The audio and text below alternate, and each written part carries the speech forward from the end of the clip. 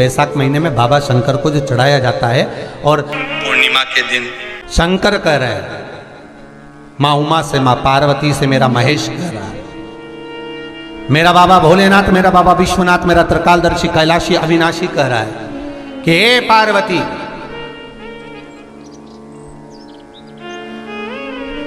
एक बीला, एक बेल जो मुझे समर्पित करता है, और समर्पित करने के बाद उस बेल की महत्वता देखिए, जो बैसाख महीने में बाबा शंकर को जो चढ़ाया जाता है, और 1000 अश्वमेध यज्ञ का पुण्य फल हम प्राप्त कर लेते, मात्र एक फल चढ़ाकर, मात्र एक फल चढ़ाकर। हे पार्वती, संसार का मनुष्य जब मुझे वो बेलपत्र समर्पित कर, वो बेल का फल समर्पित करता है, पार्वती वो फल जो मुझे चढ़ता है, फिर मैं भले नर्मदा के जल से निकला हुआ कंकर शंकर क्यों ना हूं, फिर चाहे मैं गंगा के जल से निकला हुआ कंकर शंकर क्यों ना हूं, चाहे फिर मैं यमुना के जल से निकला हुआ कंकर शंकर क्यों ना हूं, चाहे मैं सरयू के जल से निकला हुआ कंकर शंकर क्यों ना हूं, चाहे मंदाकिनी के जल से निकला हुआ कंकर शंकर क्यों ना हूं, ए पार्वती, फिर जो भी शिवलिंग पर वो बेल समर्पित होता है, वो बेल उठाकर जीव अपने कार्य में ले सकता है। ये माँ उमा से कह रहा है। तो उस बेल की महत्वता जानेंगे। अब अपन उस बेल को जानने के लिए वापिस स्कंद पुराण में चले, तो स्कंद पुराण में लिखा हुआ है कि जो बेल बैसाख के महीने में शंकर को चढ़ाया जाता है, वो बेल का फल उठाकर रख लिया जाता है। बैसाख के महीने में उस चढ़े हुए, बाकी के आपको बेल का फल खाना हो तो बात दूसरी, पर चढ़ा हुआ जो बेल का फल है वो पूरा बैसाख नहीं खाना। बैसाख के बाद में अगला जो महीना आए, उस महीने के अंदर उस फल के अंदर का गुर्दा निकालकर उसको सुखा लीजिए, और सुखाकर जिस व्यक्ति को पथरी की बीमारी हो और जिस व्यक्ति को पेट में बहुत भोजन पचता ही नहीं है, पूरा शरीर पाचन क्रिया बेकार हो गई, उस व्यक्ति को केवल 7 दिन तक शंकर पर चढ़ा हुआ वो बेलपत्र प्रदान कर दीजिए, पथरी भी बाहर और पाचन क्रिया भी ठीक, जिंदगी भर तकलीफ नहीं। उस बैसाख में उस फल की इतनी महत्वता बाबा भोलेनाथ स्कंद पुराण, लिंग पुराण, नर्मदा पुराण, पद्म पुराण के अंतर्गत, शिव महापुराण के अंतर्गत वर्णन कर, उसकी महत्वता है। वो बेल का फल साधारण नहीं हो सकता। अब मंदार का जो पुष्प होता है, आंकड़े का जो फूल होता है, एक सफेद कलर का भी होता है और एक गुलाबी कलर का भी होता है। देखा है आप लोगों ने? बोलो, जम के बोलो, देखा है ना? गुलाबी कलर का जो पुष्प होता है, वो आप मंदार का, आंकड़े का जो गुलाबी कलर का पुष्प होता है, आप टीवी पे देख रहे होंगे, एक सफेद देख रहे होंगे, एक मंदार का गुलाबी फूल, नीला कलर का फूल देख रहे होंगे। जो नीला कलर का जो पुष्प होता है, गुलाबी कलर का जो आंकड़े का फूल होता है, प्रयास करना, जब किसी विषम परिस्थिति में फंस गए, विषम परिस्थिति, जब आपको लग रहा है कि मुझे बहुत भय लग रहा है, कुछ बुरा होने वाला, आपको लग रहा है आज मेरी उल्टी आंख बहुत फड़क रही है, कुछ गड़बड़ होने वाला है, आपको लग रहा है मेरी सीधी आंख फड़क रही, कुछ गड़बड़ होने वाला है, तब केवल वो नीला जो गुलाबी पुष्प है मंदार का, उसको कहीं से लाकर शिवालय में अशोक सुंदरी वाली जगह पर स्पर्श कर कर शिवलिंग पर आप चढ़ा दीजिए। आपकी विषम परिस्थिति कैसी भी होगी, वो रास्ता बनाकर बाहर निकल जाएगी। आपको फंसना नहीं, परेशान नहीं। मंदार आंकड़ा, सफेद आंकड़े का पुष्प भी भगवान शिव को समर्पित होकर, जैसे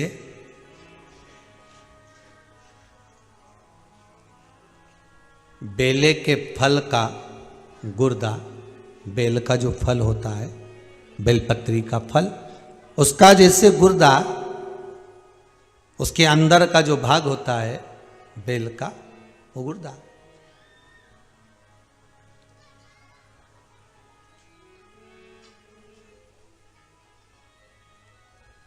उसको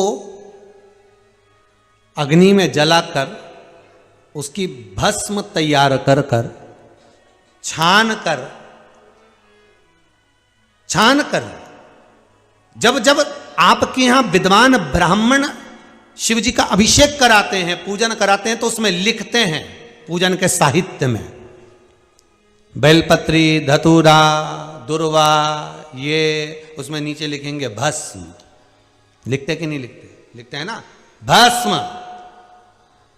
अभिषेक में चाहिए रहती है, तब उस भस्म का थोड़ा सा भी भाग आप अगर शिव को समर्पित कर रहे हो तो ये जान लें कि शंकर मनवांछित फल प्रदान कर रहे हैं, शिव फल प्रदान कर रहे हैं।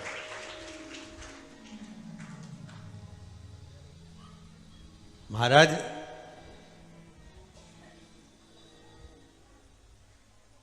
बेलपत्री के वृक्ष के नीचे बैठकर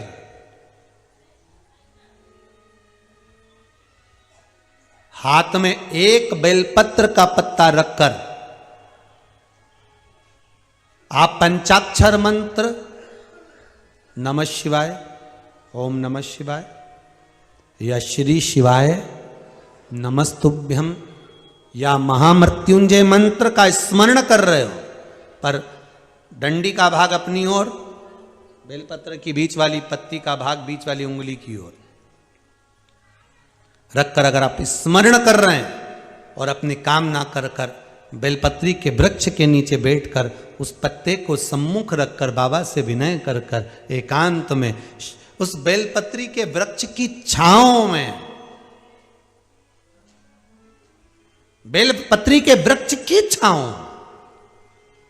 आप कामना कर कर उस पत्ते को शंकर भगवान के ऊपर समर्पित कर रहे हैं, तो ये जान कर रखें कि पार्वती और शिव का मिलन करवा रहे हैं और अपनी मनवांछित फल कामना पूर्ण करवा रहे हैं। क्योंकि शिव और पार्वती का जब मिलन होता है, शंकर पार्वती जब एक दूसरे के सम्मुख में होते हैं, शिव और पार्वती जब एक दूसरे के सामने अपने बच्चों के कारण एक दूसरे के सम्मुख में आते हैं, तो उनके चेहरे पर प्रसन्नता का भाव आ जाता। फल, मनवांचित फल की कामना आप जिस कामना के लिए कर रहे हो, विवाह के लिए, नौकरी के लिए, सर्विस के लिए, व्यापार के लिए, रोग मुक्ति के लिए, आप जिस कामना से कर रहे हो, ईश्वर महादेव, जो व्यक्ति पथभ्रष्ट हो जाए, जैसे मदिरा के नशे में पड़ गया, कहीं जुए में पड़ गया, कहीं मांसाहार में पड़ गया, कहीं व्यसन में पड़ गया, कहीं गलत काम में अगर कोई जा रहा है, तो श्रंभेश्वर महादेव के नाम से काली तिल भगवान शिव को समर्पित करी जाती है। महाराज काली तिल को वापस उठाकर ले आते हैं, उसी काली तिल को जो मदिरा का नशा करने वाला होता है या जो गलत व्यसन में डूबा हुआ होता है, उसको वो सुबह के समय अगर नहीं खाता तो भोजन के साथ उसको दिया जाए। श्रंभेश्वर महादेव, एक बेलपत्री का भी बहुत अच्छा प्रयोग है श्रंभेश्वर महादेव का, मदिरा पीने वालों के लिए, मांसाहार, व्यसन में, जुए में, वेश्यावृत्ति में, पर नारी में, गलत जगह पर जो डूबे रहते हैं उनके लिए। पहले की कथा में उसका वर्णन किया है बेलपत्री का। श्रंभेश्वर महादेव, एक बार सब बोलेंगे, कौन से महादेव? श्रंभेश्वर महादेव। फिर जम के बोल लो एक बार, श्रंभेश्वर महादेव। जब हमारे घर में क्रोध बढ़ता है या कोई गलत कार्य में जाने लगता है, तो श्रंभेश्वर महादेव का हमें शरणागति लेना चाहिए, श्रंभेश्वर महादेव का पूजन करना चालू कर देना चाहिए। कई लोग कहते हैं महाराज जी ये श्रंभेश्वर महादेव का मंदिर कहाँ मिलेगा, हम कहाँ पूजन करने जाए? कहीं नहीं जाना, तुम्हारे घर के पास में जो शंकर जी का मंदिर है वहीं जाओ, उसी देवालय में, उसी मंदिर में जाओ, श्रंभेश्वर महादेव के नाम से जल चढ़ाना प्रारंभ करेंगे। वो जल जो गलत संगत में पड़ा हुआ है उसका आचमन कराना प्रारंभ करेंगे, अपने आप उसकी धीरे धीरे बुद्धि सुधरना प्रारंभ हो जाएगी। ऐसा श्रंभेश्वर महादेव का 1000 अश्वमेध यज्ञ का पुण्य फल हम प्राप्त कर लेते हैं। मंदार और शमी ने, दोनों ने मिलकर भगवान शिव की आराधना करी और देवादिदेव महादेव ने वर दे दिया, सुनो शमी और सुनो मंदार, यदि कोई भूल से भी आपकी पत्ती, आपका पुष्प मुझे समर्पित कर देगा, सुनो मंदार, सुनो शमी, अगर कोई भूल से भी आपकी पत्ती, आपका पुष्प मुझे समर्पित कर देगा, उसे 1000 अश्वमेध यज्ञ के स्नान का जो पुण्य होता है वो एक क्षण में प्राप्त हो जाए। हजारों अश्वमेघ यज्ञ का पुण्य, हजारों अश्वमेघ यज्ञ का पुण्य एक क्षण में प्राप्त हो। ये मंदार, ये शमी, हजारों अश्वमेघ यज्ञ का पुण्य एक साथ। शमी की पत्ती देखी है आप लोगों ने? जम के तो बोले जरा, देखिए। मंदार पुष्प भी देखा हुआ है। अब शमी की जो पत्ती होती है, उस शमी की पत्ती को भगवान देवादिदेव महादेव पर चढ़ाने का, शमी की पत्ती जो होती है, उस शमी की पत्ती को चढ़ाने का एक नियम भी होता है। थोड़ा सावधानी से सुनना इस नियम को, जो आपके जीवन को सार्थक बना सकता है। शमी की पत्री को चढ़ाने का एक नियम है, बड़ा सुंदर नियम, आपके जीवन में उतारने लगा। महाराज, जब सारा श्रृंगार मेरे देवादिदेव महादेव का हो जाए, बहुत ध्यान से सुनना, ये प्रसंग आया नहीं पहले, आज अगर कुबेरेश्वर बाबा की पावन धरा पर यह प्रसंग निकला है तो उसको ध्यान से सुनिए। पत्ती, शमी की जो पत्ती होती है, उस शमी की पत्ती को कब, कैसे और कहां चढ़ाना चाहिए, और शमी की पत्ती का फल क्या होता है, वो भी अभी अपन समझ लें उसको। शमी की पत्ती, संपूर्ण स्नान भगवान का हो जाए, संपूर्ण स्नान आप समझे उसको। जैसे ये शिवलिंग है, जलाधारी, जल निकल कर जाने का स्थान, गणेश, कार्तिकेय, अशोक सुंदरी, जलाधारी मतलब माता पार्वती जी का हस्त कमल, शिवलिंग शिव का स्वरूप, ऊपर जो जलाधारी लगी है उसमें से एक एक बूंद जो पानी नीचे गिर रहा है, जो पानी नीचे गिर रहा है, शिव जी की बेटियां जया, विषहरा, शामली बारी, दौतली, देव, शिव जी की पुत्री बेटियां। जब देवादिदेव महादेव को शमी का पत्ता चढ़ाया जाता है, कब चढ़ाते हैं? जब आपने संपूर्ण जलाधारी को हाथ से साफ कर दिया हो, शिवलिंग पर जल चढ़ा दिया हो, शिवलिंग का पूरा श्रृंगार आपने कर दिया हो, संपूर्ण श्रृंगार मेरे देवादिदेव महादेव का हो गया, संपूर्ण श्रृंगार। बाबा को चंदन का लेपन, अबीर, गुलाल, अक्षत, बेलपत्र, धतूरा, जो भी तुम्हें चढ़ाना है सब कुछ तुमने चढ़ा दिया, सारा श्रृंगार मेरे देवादिदेव महादेव का हो गया। तब शमी की पत्ती को मां जगत जननी की जो जलाधारी है उस पर मात्र स्पर्श कराकर शिव के शिवलिंग पर आखिरी में समर्पित कर देना चाहिए, जिससे हमारी मन की जो कामना है वह मां जगत जननी देवादिदेव महादेव से उनके कानों में श्रवण कर। शमी पत्र का एक बात और स्मरण में रहे, शमी पत्र की बहुत एक बात और अपने स्मरण में लीजिएगा। शमी पत्र की जैसे शिवलिंग, जलाधारी और स्थान,